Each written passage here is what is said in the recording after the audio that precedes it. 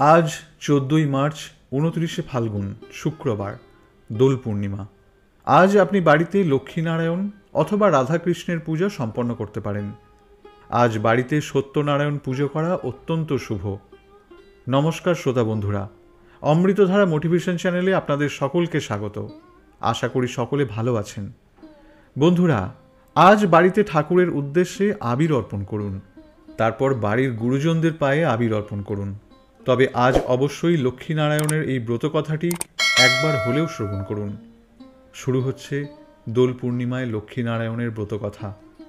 দোল পূর্ণিমার নিশি নির্মল আকাশ, ধীরে ধীরে বহিতেছে মলয় বাতাস। লক্ষ্মীদেবী বামে করি বসি নারায়ণ, করিতেছে নানা কথা সুখে আলাপন। সেই কালে বিনা হস্তে নারদ মুনিবর, লক্ষ্মী নারায়ণে নমি কহিল বিস্তর।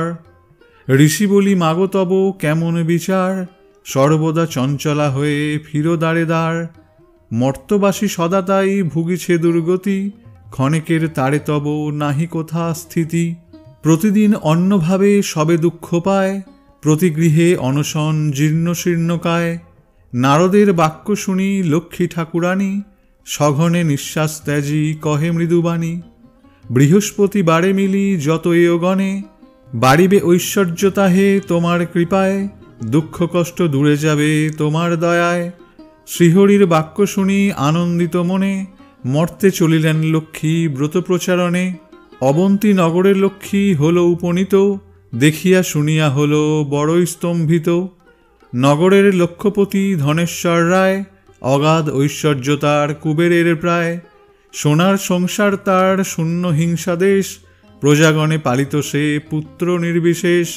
পিতার মৃত্যুর পর সপ্ত সহোদর, হইল পৃথক অন্য সপ্ত সহোদর। যাও তুমি ঋষির ত্রিলোক ভ্রমণে, ইহার বিধান আমি করিব যতনে। অতঃপর চিন্তি লক্ষ্মী নারায়ণে কয়, কিরূপ হরিব দুঃখ কই দয়াময়। হরি কহে শুনো সতী বচন আমার, মর্তধামে লক্ষ্মীব্রত করহ প্রচার। বৃহস্পতি বারে মিলি যত এয়গণে, সন্ধ্যাবেলা পূজার কথা শুনি ভক্তি মনে। বাড়িবে ঐশ্বর্য তাহে তোমার কৃপায়, দুঃখ কষ্ট দূরে যাবে তোমার দয়ায়। শ্রীহরি বাক্য শুনি আনন্দিত মনে, মর্তে চলিলেন লক্ষ্মী ব্রত প্রচারণে। অবন্তী নগরে লক্ষ্মী হল উপনীত, দেখিয়া শুনিয়া হল বড়ই স্তম্ভিত। নগরের লক্ষ্যপতি ধনেশ্বর রায়, অগাধ ঐশ্বর্য তার কুবেরের প্রায়। সোনার সংসার তার শূন্য হিংসাদেশ, প্রজাগণে পালিত সে পুত্র নির্বিশেষ। এক অন্নে 7 পুত্র রাখি ধনেশ্বর, যথাকালে সসম্মানে গেল লোকান্তর। পিতার মৃত্যুর পর সপ্ত সহোদর, হইল পৃথক অন্য সপ্ত সহোদর। ক্রমে ক্রমে লক্ষ্মীদেবী ছাড়িল সবারে, সোনার সংসার সব গেল ছাড়ে খাড়ে। বৃদ্ধা ধনেশ্বর পত্নী না পারি তিষ্ঠিতে, গহন কাননে যায় জীবন ত্যাজিতে।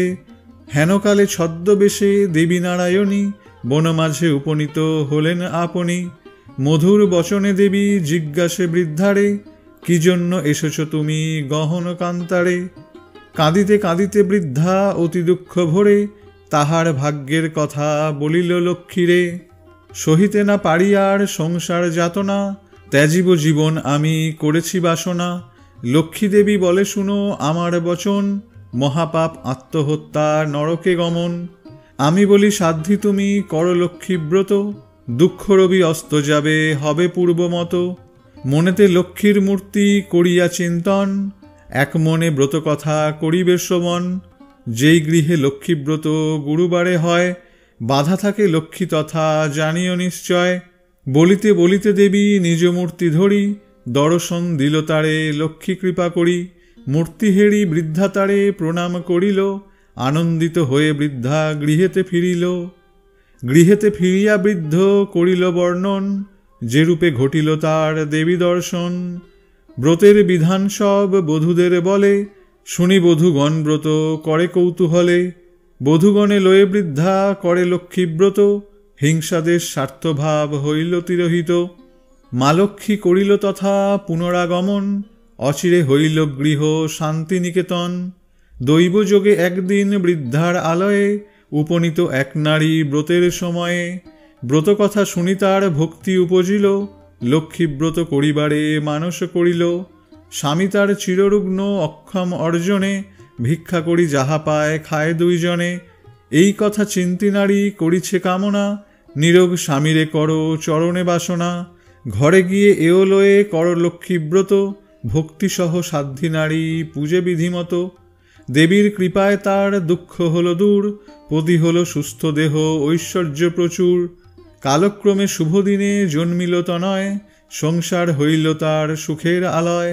দয়াময়ী লক্ষ্মীমাতা সদয় হইল, রূপবান পুত্র এক তাহার জন্মিল। এই রূপে লক্ষ্মীব্রত করে ঘরে ঘরে, প্রচারিত হল ক্রমে অবন্তী নগরে। শুনো শুনো এয়গণ এক অপূর্ব ব্যাপার, ব্রতের মাহাত্ম্য হল যেভাবে প্রচার। অবন্তী নগরে এক গৃহস্থ ভবনে, এয়গণ লক্ষ্মীব্রত করে এক মনে। সহসা সেখানে এলো বণিক তনয়, উপনীত হল তথা ব্রতের সময়। ধনরত্ন আদি করি ভাই পঞ্চজন, পরস্পর অনুগত রয় সর্বজন। ব্রত দেখি হেলা করি সাধুর তনয়, বলে একই ব্রত ইথে একই বা ফলদায়। সদাগর বাক্য শুনি বলে বামাগণ, করি লক্ষ্মীব্রত যাতে কামনা পূরণ। এই ব্রত যে করিবে ধনে জনে তার, লক্ষ্মী বরে হবে তার সোনার সংসার। শুনি তাহা সদাগর বলে অহংকারে, যেজন অভাবে থাকে সে পূজে উহারে। ধনৈশ্বর্য ভোগ আদি যা কিছু সম্ভবে, সবই তো আমার আছে আর কিবা হবে। ভাগ্য না থাকিলে লক্ষ্মী কিবা দিবে ধন, হেন কথা কহু আমি না শুনি কখন। অহংকার বাক্য লক্ষ্মী সহিতে না পারে, গর্বের কারণে লক্ষ্মী ছাড়িল তাহারে। ধনমদে মত্ত হয়ে লক্ষ্মী করি হেলা, নানা রত্ন পূর্ণ তরি বাণিজ্যেতে গেলা। দৈবযোগে লক্ষ্মী কোপে সহধনজন, সপ্ততরি জল মধ্যে হইল নিমগন। গৃহমধ্যে ধনৈশ্বর্য যাছিল তাহার, বজ্রাঘাতে দগ্ধ হয়ে হলো ছারখার। দূরে গেল ভাতৃভাব হলো ভিন্ন অন্ন, সোনার সংসার তার সকলে বিপন্ন। ভিক্ষাজীবী হয়ে সবে ফিরে ঘরে ঘরে, পেটের জ্বালায় ঘোরে দেশে দেশান্তরে। এরূপ হইল কেন বুঝিতে পারিল, কেঁদে কেঁদে লক্ষ্মীস্তব করিতে লাগিল। সদয়া হইল লক্ষ্মী তাহার উপরে, পুনরায় কৃপাদৃষ্টি দেন সদাগরে। মনে মনে মা লক্ষ্মীরে করিয়া প্রণাম, ব্রতের সংকল্প করি আসে নিজ ধাম। লক্ষ্মীব্রত করে সাধু লয়ে বধূগণ, সাধুর সংসার হল পূর্বের মতন। এইভাবে লক্ষ্মীব্রত মর্তেতে প্রচার, সদা মনে রেখো সবে লক্ষ্মীব্রত সার। এই ব্রত যেই নারী করে এক মনে, লক্ষ্মীর কৃপায় সেই বারে ধনে জনে। করজোড় করি হাত ভক্তিযুক্ত মনে, করহ প্রণাম এবে যে থাকে যেখানে। ব্রত কথা যেবা পড়ে যেবা রাখে ঘরে, লক্ষ্মীর কৃপায় তার মনোবাঞ্ছা পুরে। লক্ষ্মীর ব্রতের কথা বড় মধুময়, প্রণাম করিয়া যাও যে যার আলয়। লক্ষ্মীব্রত কথা হেতা হইল সমাপন, মনের আনন্দে বলো লক্ষ্মী নারায়ণ। প্রিয় শ্রোতা বন্ধুরা, আশা করি ভিডিওটি আপনাদের সমৃদ্ধ করেছে। ভিডিওটি ভালো লাগলে আপনার আপনজনের সাথেও ভিডিওটি শেয়ার করুন এবং একটি লাইক করুন।